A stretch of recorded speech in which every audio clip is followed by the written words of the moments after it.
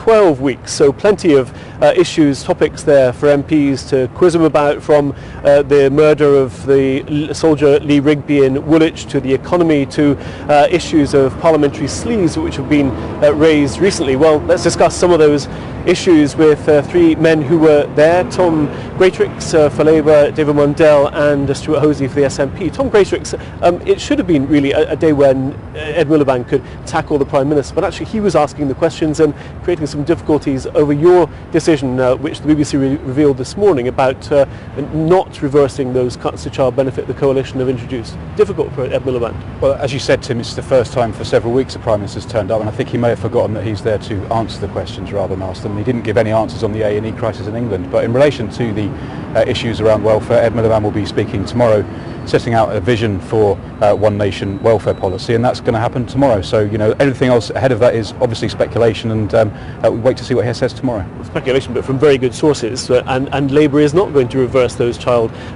benefit cuts, are they? Well, I don't know, because I don't know precisely what's in the speech tomorrow, and I don't know the veracity of the sources that the BBC spoke to. What I do know is that Ed Miliband has said, right from when he was elected leader, that there are a disastrous set of policies that have been implemented by the government.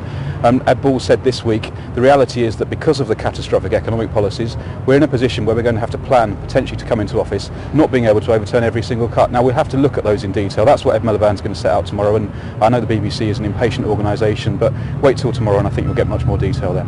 David Mundell, what do you make of the fact that Labour is, in Mr Cameron's words, had a U-turn on those policies?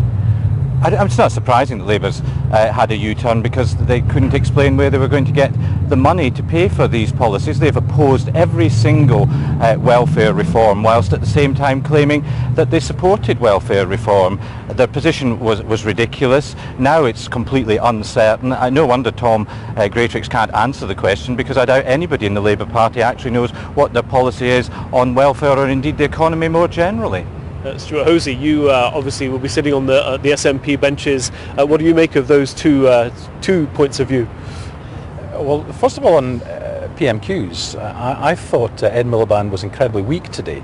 I think the very fact that the first time in 6 weeks he didn't go on the economy precisely to avoid tough questions on his own economic policy was really interesting. And in terms of what we do know from the speculation, Labour have said that the coalition cuts are the starting point, which implies more cuts or tax rises.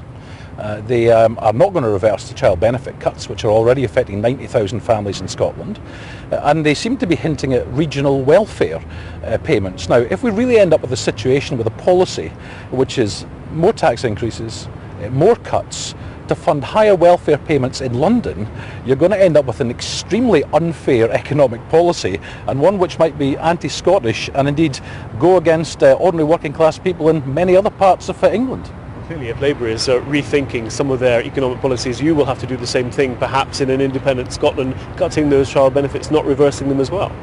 Well, economic policy, social policy, welfare policy is constantly under review in every party, and there's nothing wrong with that. But what I would say about this is we've all agreed, ourselves and the Labour Party, that the child benefit cuts were particularly pernicious. We know that means testing is expensive, and we also know that with means testing, it's not just those who shouldn't get that don't get, it's those who ought to get who don't claim. So there are lots and lots of problems with abandoning universality in the way Labour appear to be proposing. I mean, that's very interesting from Stuart, because obviously he will know that Nicola Sturgeon's expert group on welfare, which has been delayed, their report is due to be sometime next week. So it'll be interesting to see, to set out, if the SNP set out exactly what the policies would be in a separate Scotland if they get a yes vote in the referendum next year. One other issue, David Mundell, that we talked about in the Commons today was the latest parliamentary sleaze allegations. Some of your backbenchers not happy with this idea of a recall for MPs, saying it's actually a stitch-up that the Prime Minister's embarking on. A recall's been discussed for some time, and it was in the coalition agreement. I think it's very important that these measures are properly debated in Parliament. Recall isn't the same as not liking your MP and wanting them to vote them out at an election. It is about very serious circumstances, but in which I think the public should have a say. And I think as this measure is debated in Parliament, I think that we'll see that point of view widely discussed. Hosey, do you think a constituent should be able to recall without some committee set up by the whips here, which would give a censure in the first place? We'll have to see the detail of what's proposed, but I think David's fundamentally right. This can't be about not liking your MP. I mean, that's what elections are for. This is in extremely serious cases, so it's got to be based on something real and substantive and proven. And so let's see what is proposed and if that would deliver the kind of certainty that would allow a recall sensibly. You know, we can't have witch hunts based on gossip and nonsense. There's got to be some real certainty in some proven case. The allegations, of course, Tom Greatrex, which have been raised are that MP and MP and some peers who all deny it have accepted money for offering access. This recall wouldn't affect that at all, would it? Well, I think there's two different issues, aren't there? There's the issue of recall and there's also the issue about the register for lobbyists. I agree largely with what Stuart and David said in relation to recall. It's got to be done properly so that it's a mechanism which can be used when there's an abuse.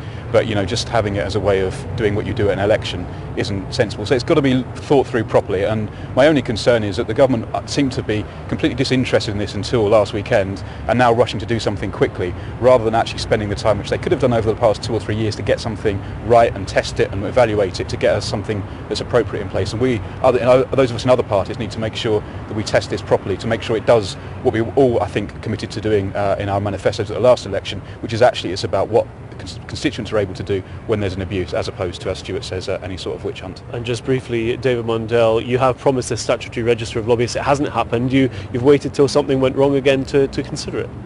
I think that the timing is inevitably going to be linked to some focus onto the issue. I'm pleased that it's come forward, and I think that it should be welcomed. I think that it's very important that people understand who is in contact with their MPs and who's getting a pass to get in and out of the House of Commons. And there's some House of Commons issues which clearly need to be sorted out following these latest incidents, particularly around the all-party groups and the nature of those groups and who's involved with them.